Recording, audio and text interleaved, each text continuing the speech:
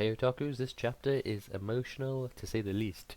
Imporitia to my. Anyway, forget about that, let's jump into the review. The first part of this chapter is Sarada pretty much expressing all her emotions about finding out that Sakura is not her mother, and Naruto trying to calm her down by saying she looks like Sasuke, which she absolutely goes apeshit and says, I don't want to look like him at this moment, with the Sharingan activated. At this point I was like, whoa, she's gonna hit Naruto, but no, it never happened, sadly. And the next part is pretty much her saying she wants to leave the village, she's gonna do this crusade alone, she's gonna find her mother, and Naruto's like, hey bitch, I had something to do with this, because she says recently, it has nothing to do with you, Seventh. Then Naruto pretty much says to her that the Hokage position is like having your whole village as your family. And she pretty much says, that's just lip service, that you say that to please everyone, you don't really mean it. This point I was kind of pissed off because she's already know what Bolt's going through and hardly ever seen his dad, and she must at least think about how busy Naruto must be tending to everyone in the village. So this bit kind of annoyed me, but you know, she's upset, she's a little girl. Fair enough, I'll let her go. Next part is pretty much Naruto saying how we're going to save Sakura and all like that, and she goes, why do I care?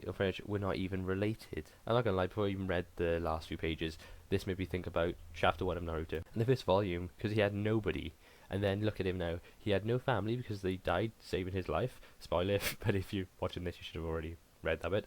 And he made connections with everyone in the village. Even Haruka Sensei, in one part he says like Haruka's like my father. He says Sasuke, even though they're fighting at the time, says that's what it's like to have a brother.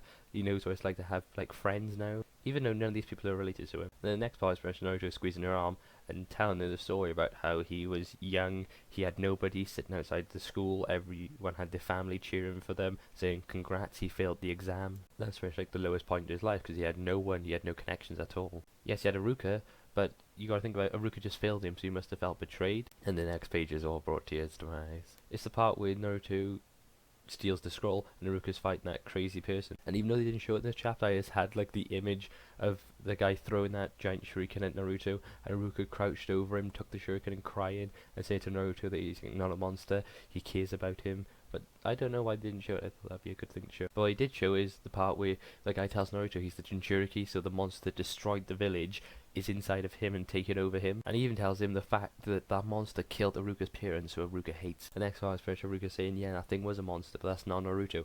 That is Naruto Uzumaki of the Hidden Leaf. I'm sorry, teared up a bit there. The next part is Naruto vs Sasuke. And Naruto's telling Sasuke pretty much about how he spends time with Haruka, and that's how he imagines having a father would be. And the time he spends with Sasuke is how he imagines a brother would. And that's the end of the flashback. And Naruto's first telling Sarada now how his situation is like him and her and his parents. Yes, Sakura might not be blood related, but you got a connection with her. And Sarada first snaps this point. She's like, how do you make relationships? How do you make connections then? Anyway, this panel was like, Naruto just saying thoughts and feelings.